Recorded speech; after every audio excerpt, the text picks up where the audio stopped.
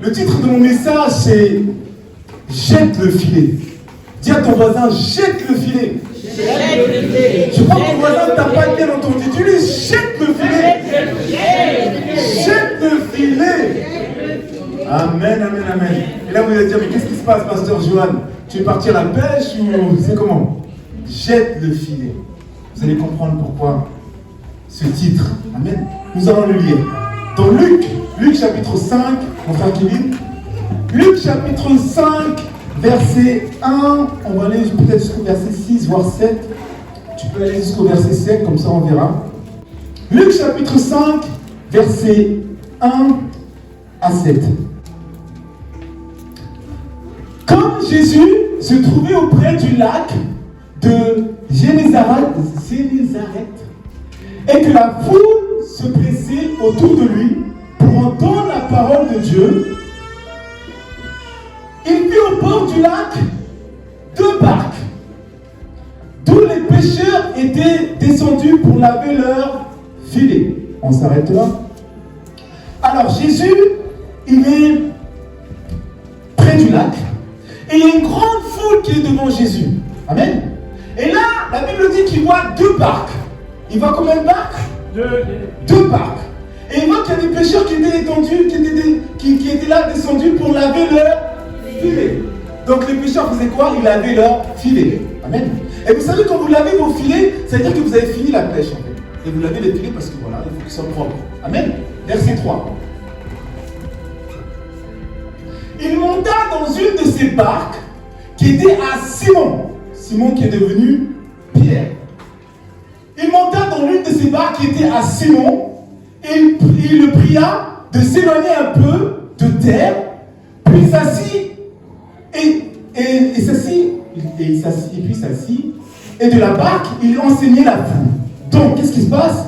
Il demande à Simon de éloigner un peu la barque, parce qu'en fait, il y avait tellement de monde, et en fait, quand il prêchait, les gens, ils venaient tous autour de lui. Donc, il a demandé à Simon-Pierre de pouvoir s'asseoir dans la barque. Il a demandé à Simon-Pierre d'éloigner la barque. En fait, pour qu'il prenne un peu de distance avec la foule, en fait, afin qu'il puisse mieux prêcher. Amen. Lorsqu'il cessa de parler, il dit à Simon, et c'est là où c'est important, suivez-moi s'il vous plaît. Il dit à Simon, avance en pleine eau et jetez vos filets pour pêcher. Amen. Donc, une fois qu'il a fini de prêcher, je pense que Simon était à côté, il entendait ce que Jésus disait. Et une fois qu'il a fini, Jésus dit à Simon, jetez vos filets. Amen. Vous suivez? Verset 5. Simon lui répondit, Maître, nous avons travaillé toute la nuit sans rien. Amen. Mais sur ta parole, je jetterai le filet. Amen. Qu'est-ce que nous dit Simon? Simon dit, mais Jésus, on a passé toute la nuit à pêcher et on n'a rien pêché. Et tu me demandes de jeter le filet? Allô? Et vous savez, quand vous pêchez, il ne faut pas être un spécialiste pour ça, pour le savoir. Quand tu pêches, les poissons, en fait, ils ont tendance à monter la nuit. Pour pêcher, il faut pêcher la nuit pour avoir des récoltes. Parce qu'en fait, la nuit, les poissons se remontent. Mais dans la journée, en fait, avec le soleil qui tape, les poissons vont aller en profondeur parce qu'ils n'aiment pas la chaleur. Ils vont aller chercher en profondeur, en fait. Ils vont rester en bas. Pour pas qu'en fait, qu'on puisse les voir. Amen. Et là, on est en plein jour. Jésus dit à Simon de jeter le filet. Mais Simon, il dit, mais on a pêché toute la nuit, on n'a rien trouvé. C'est pas le jour, on va... Vous voyez ce que je veux dire? Et il y a beaucoup de gens comme ça. Parce qu'ils prient, mais rien ne change. Parce qu'ils demandent à Dieu une situation, mais rien ne change. Tu cherches un mari, tu pries, tu dis Seigneur, je veux ce mari, je veux me marier, je veux avoir des enfants. Mais rien ne change. Tu pries pour la guérison. Mais rien ne change. Et là, tu as Jésus qui te dit, jette le filet. Et tu peux être comme Pierre en disant, mais Seigneur, j'ai tellement prié et j'ai même pleuré devant toi. Je me suis mis à genoux, j'ai prié et j'ai pleuré. J'ai dit, Seigneur, aide-moi à changer ma vie. J'ai dit, Seigneur, j'en ai marre de cette situation. Et rien ne s'est passé. Et là, tu as Jésus qui te dit, jette le filet. Qu'est-ce que tu fais? Est-ce que tu vas jeter le filet? Ou est-ce que tu vas dire, j'ai passé toute la nuit, mais il n'y a rien qui se passe. Et là, on est en plein jour, il n'y a pas de poisson. Mais Jésus te dit, jette le filet. Jette le filet. Même quand tu pries et que tu vois que rien ne se passe, papa, jette le filet. Même si ta situation ne change pas, jette le filet. Amen. Tu pries pour la guérison tarde à arriver. Jette le filet. Ne te laisse pas avoir par ce qui se passe, parce qu'il fait jour et que tu as trop souvent prié. Dieu te dit, jette le filet.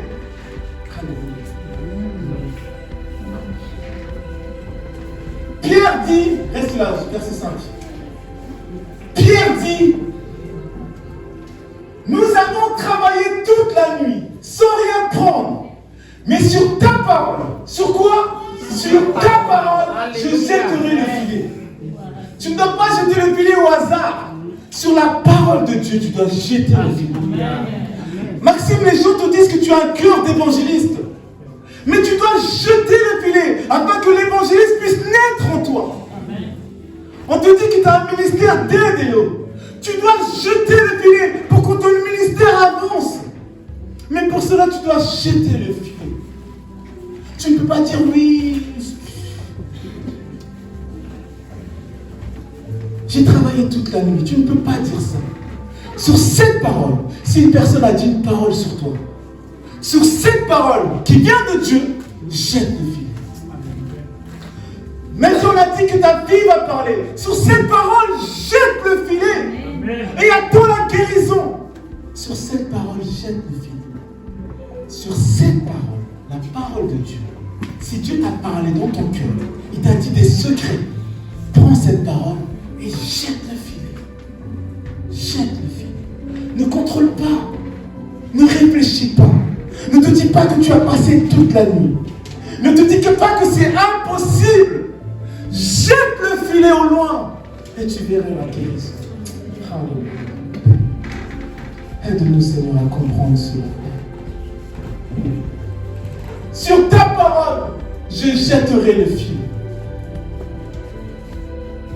Verset 6.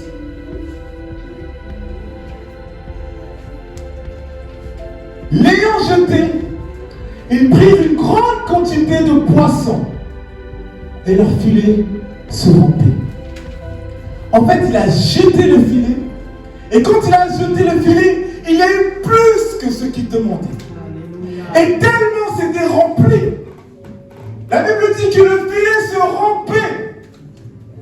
Mais pourquoi le filet se rompait? C'est la question que je me suis posée. Pourquoi le filet se rompait?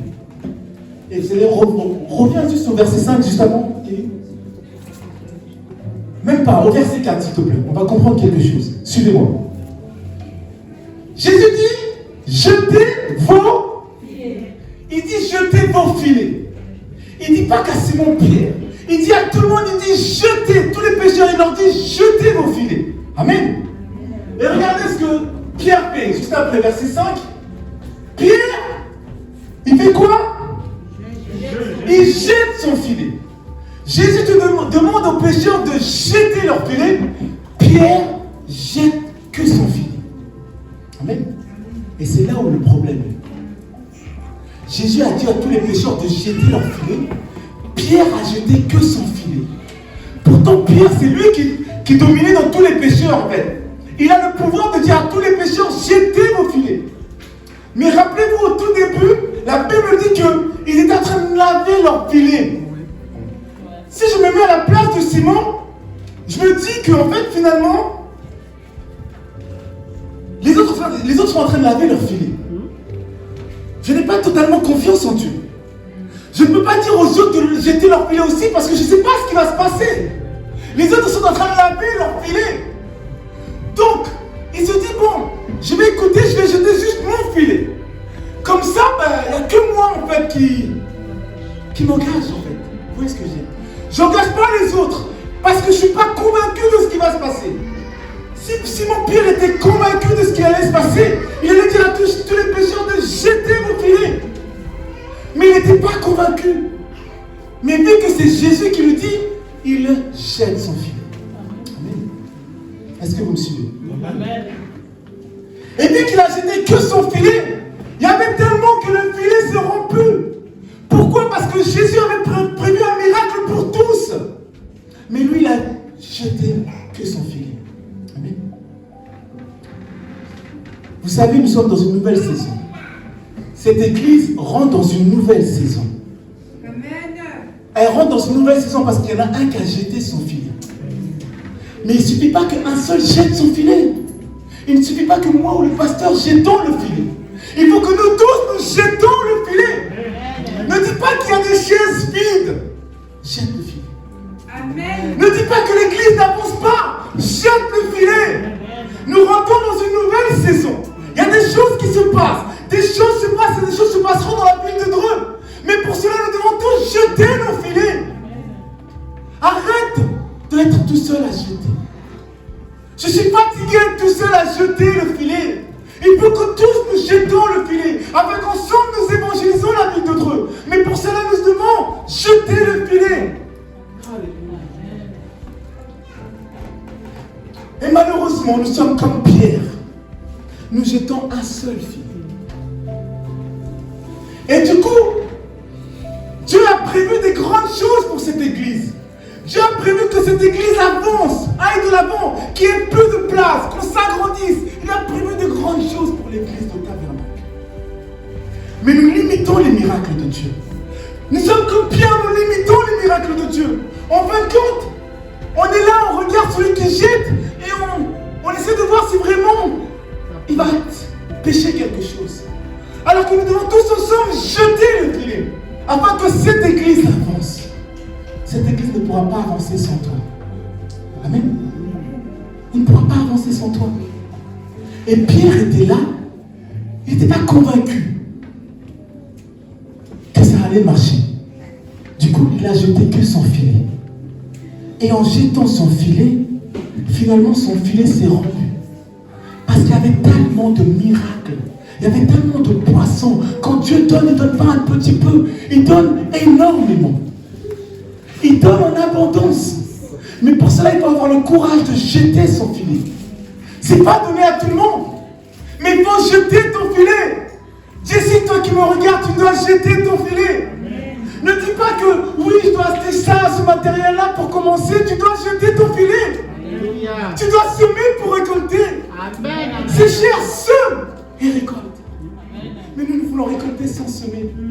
C'est la vérité, on veut récolter sans semer. Tu veux que ton ministère grandisse. Sème. Jette ton filet.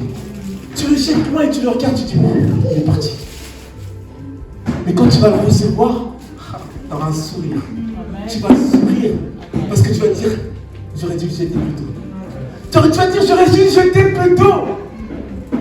Jetons nos filets.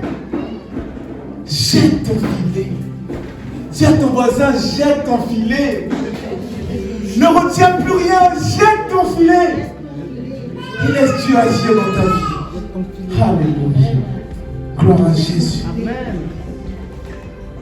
Gloire à Jésus.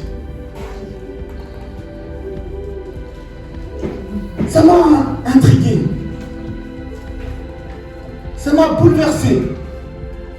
Parce que je me suis dit, mais pourquoi il n'a pas dit à tout le monde de jeter leur filet?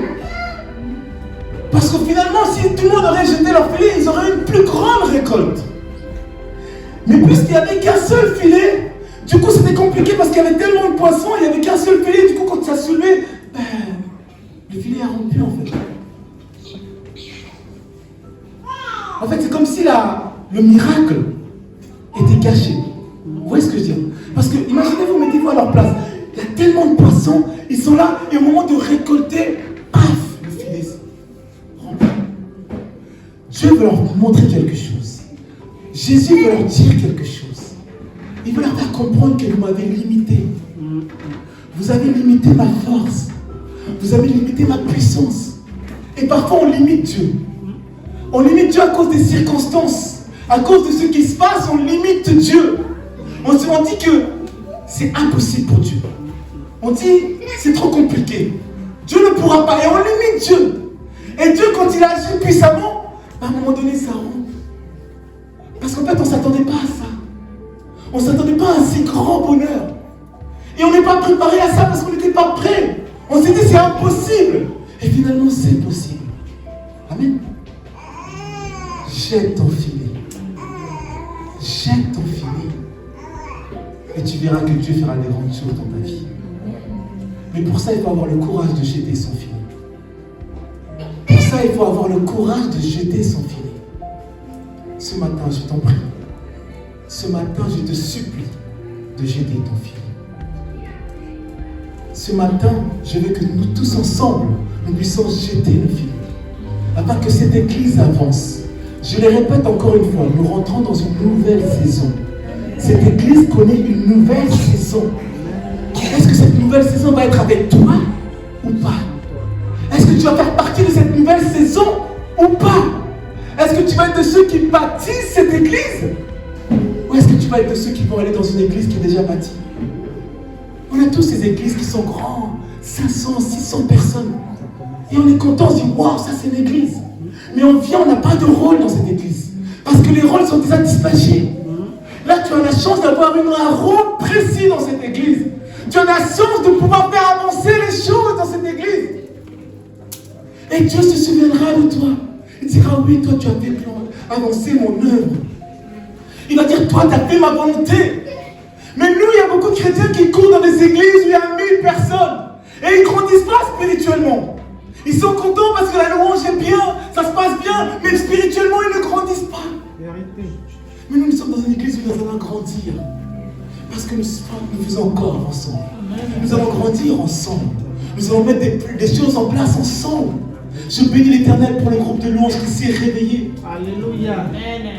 Mais nous devons tous nous réveiller. C'est pas parce que le groupe de louange a jeté le filet que nous devons rester là et regarder ce filet. Nous devons ensemble avec eux jeter le filet. Alléluia. Peu importe ce que tu vois, peu importe ce qui se passe dans ta vie, ce matin, prends la décision de jeter le filet. Peu importe ce que le diable te montre, peu importe que tu as travaillé toute la nuit comme Pierre, peu importe que tu as trop prié, peu importe que tu as pleuré, l'Éternel de Dieu, l'Éternel des armées te dit ce matin, jette le filet sur ma parole. Là où nous sommes, nous allons nous lever. Mais nous allons nous lever véritablement avec détermination. Nous allons nous lever avec détermination et foi et conviction. Alléluia. Nous allons nous lever, nous allons dire, Seigneur, aide-moi à jeter mon filet, Père.